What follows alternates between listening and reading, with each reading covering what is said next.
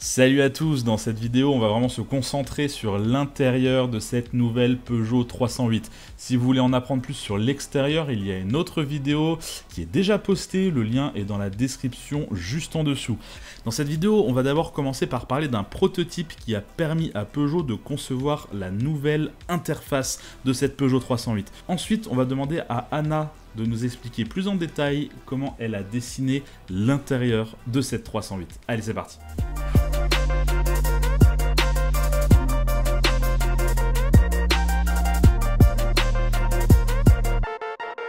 Cette voiture, c'est une 308 actuelle, enfin ancienne maintenant, mais à l'intérieur, on va être capable de prototyper le cockpit du futur véhicule.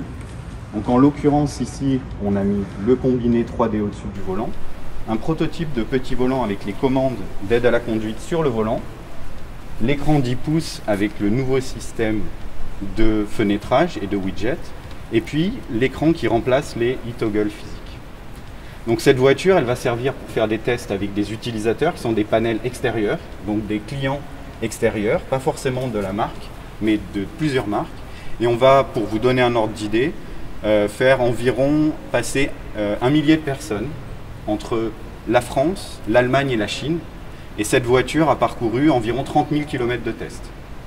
Donc ça va nous permettre de prototyper une idée, de la maqueter, de la faire tester par des utilisateurs, donc en interne ou en externe, et ensuite de pouvoir itérer sur cette base jusqu'à arriver à la solution qui nous paraît la plus adaptée. Donc justement, cette solution, c'était proposer aux clients des pages et des widgets qui vont leur permettre, sans avoir à ouvrir les applications, de faire toutes les actions quotidiennes sur un trajet, que ce soit entre le domicile et le travail, ou même sur un grand trajet. Donc là, la représentation que vous avez, c'est ma navigation, ma musique et ma climatisation.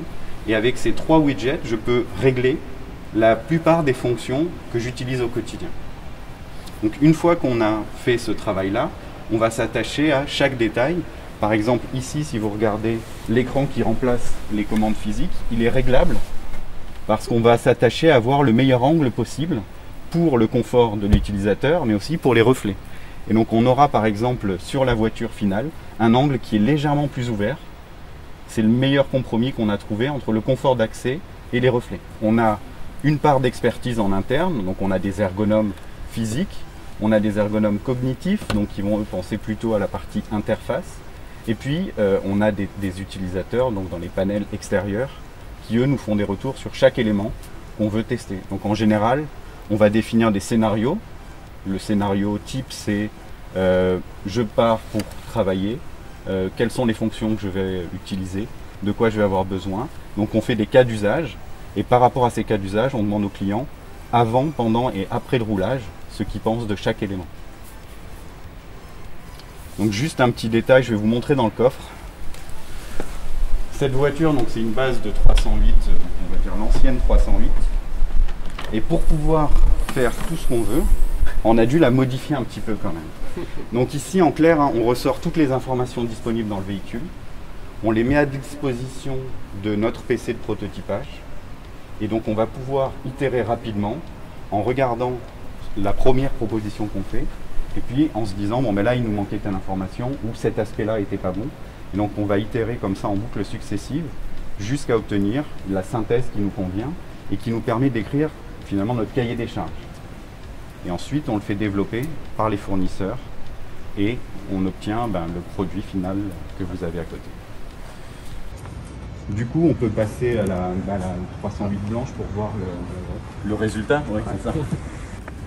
Du coup, si on regarde le résultat final, on retrouve bien le combiné au-dessus du petit volant. On a nos commandes d'aide à la conduite qui sont accessibles directement de l'utilisateur. Et on va retrouver ici les commandes médias. Avec une particularité, c'est qu'en fait les commandes, quand je les fais depuis le volant, je vais avoir la restitution dans le combiné. Donc si je change le volume ici, je vois mon volume qui change devant mes yeux. Donc j'ai pas besoin de regarder l'écran, je peux regarder le regard dans l'axe du véhicule. Même chose si je veux régler ma radio, ma liste de radio va apparaître devant moi. A l'inverse, si j'utilise les commandes ici ou en tant que passager, je vais changer mon volume et je vais voir mon volume qui apparaît dans l'écran tactile. Donc si on revient ici, on va retrouver donc les configurations par défaut.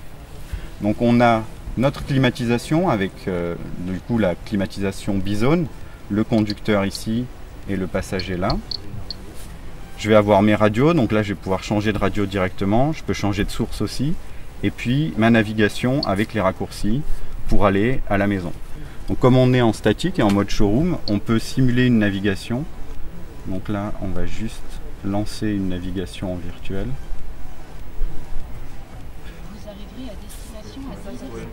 Donc là c'est parti, ça permet de voir que dans le combiné, à chaque fois que j'ai un guidage, je vais retrouver mes pop-up de guidage devant moi et puis je vais revenir à ma page par défaut. Donc si on reste un peu sur le combiné, je peux naturellement changer mes configurations combinées. Par défaut, je vais avoir des configurations proposées en usine et de la même façon que je peux remodifier mes widgets à l'axe véhicule, je peux les modifier aussi dans mon combiné. Donc là par exemple, je peux afficher des jauges ou je peux afficher ma carte en plein écran. L'histoire de ce prototype de 308 était super intéressant. Maintenant, je vous propose qu'on passe à l'interview de la personne qui s'est occupée de tout le design intérieur de cette Peugeot 308. Bonjour, je m'appelle Anna Costamagne, je suis Interior Design Manager pour l'intérieur de la nouvelle 308. Avec les équipes du style, nous avons travaillé à l'intérieur de cette nouvelle voiture avec un cahier des charges particulièrement exigeant du produit. Un cahier des charges qui tourne autour de 3 piliers, donc la montée en gamme, l'efficience et la technologie. Pour le nouveau dessin de cette nouvelle 308, nous avons réinterprété le e-cockpit d'une manière très particulière. On garde les piliers du e-cockpit, donc le petit volant compact, le combiné en position haute et un écran central qui est 10 pouces, haute définition, tout type. Et du coup, Anna, là, je vois que l'écran central est légèrement tourné vers toi, mais à la fois, moi, j'y accède quand même relativement facilement. J'ai l'impression que les deux utilisations ont été prises en compte et que finalement, ça se passe plutôt bien. Moi, là où je suis vachement séduit, c'est sur la partie écran du bas.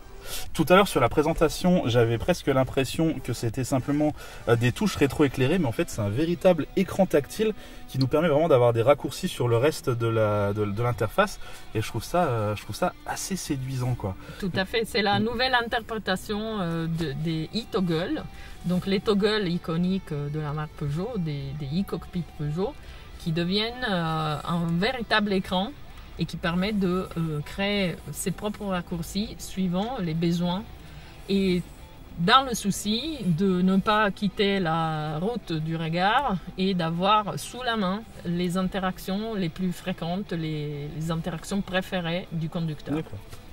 Et pourtant on garde quand même quelques touches physiques en dessous, oui, pour les interactions les plus redondantes, j'imagine, ce qui arrive le plus souvent. Alors c'est des interactions, c'est des touches réglementaires comme le désembuage du pare-brise et de la lunette, ou le warning. On est obligé de garder des touches physiques pour ces interactions et de les positionner d'une manière intuitive et assez facilement repérable en toute situation. D'accord. Donc ça, légalement, on est obligé de garder ces touches de façon physique. Tout à fait. D'accord. Ah, c'est assez intéressant à savoir. Et donc on a même un petit voyant qui s'allume, ça j'avais pas remarqué avant. Oui. On a un petit voyant qui s'allume lorsque l'on met en route. Qui vous dit que vous êtes en train, en effet, de désembuer le pare-brise. Moi, ce que j'aime aussi sur ce véhicule, c'est le fait d'avoir une molette pour le son. Parce qu'il y a pas mal de véhicules où le réglage du son se fait directement sur l'écran. Oui. Et je trouve ça particulièrement dommage au niveau ergonomie. Oui. Alors le son, on peut le régler soit sur le volant avec des touches dédiées, plus et moins pour augmenter ou diminuer le volume, ou alors avec cette molette assez intuitive et facilement repérable dans l'intérieur. Ouais, c'est ça, on reconnaît tout de suite que ça se trouve à ce niveau-là et c'est assez intéressant. Tout à fait. Moi, ce que j'ai repéré aussi, c'est ce que vous appelez la hache, hein, c'est ça? Toute cette partie là au centre. Oui, c'est une arche. Ouais, je peut-être mal prononcer. La arche. C'est une D'accord. arche, ouais. Moi, j'avais compris une hache. Non, ouais, c'est vrai. On pourrait croire que c'est une. Ouais, c'est une hache de Thor. Exactement. Non, c'est une arche qui fait la liaison entre la zone de recharge sans fil du téléphone, en cette partie-là, et qui regroupe toutes les commandes de conduite, donc la boîte de vitesse électronique, qui est devenue très compacte et qui est représentée ici aussi par un toggle. Le sélecteur du mode de conduite et bien évidemment le démarrage du véhicule. En partie arrière, on retrouve le frein de stationnement électrique, toujours dans le prolongement de cette arche. La console s'ouvre vers le passager avec nombreux rangements. On pourra mettre notre téléphone partout dans cette console. On a un porte-gobelet avec volet.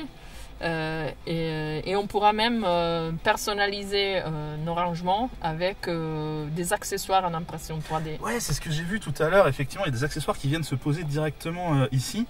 D'ailleurs, est-ce qu'on peut en essayer un? Ça pourrait être assez drôle de voir un peu ce que ça donne en situation. Oui. En fait, ici, on a tout un stand de couleurs et matières avec différentes choses qui ont été mises dans les véhicules selon les finitions. Donc, on a vraiment Active, on a Allure, GT, etc.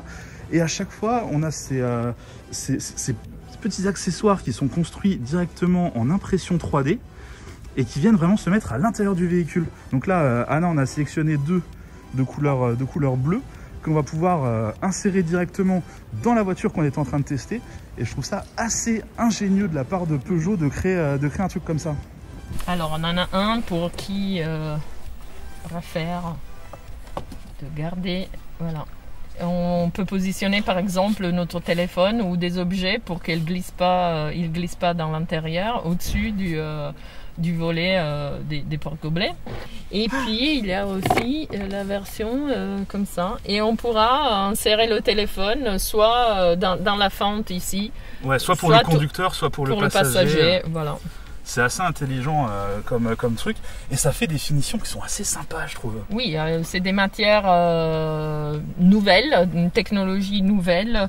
Et ça nous permet de tester des choses, ça nous apprend ces nouvelles technologies et comprendre aussi l'étendue des utilisations qu'on pourrait avoir dans le futur pour ces technologies-là. Nos intérieurs sont souvent foncés. Là, vous voyez des sièges en cuir Nappa bleu. Oui, c'est assez surprenant d'ailleurs cette couleur de cuir. Ça rend bien, surtout avec cet intérieur, cet extérieur blanc. Oui, ça illumine l'intérieur et ça donne une touche de couleur avec la surpiqûre en contraste. C'est de plus bel effet.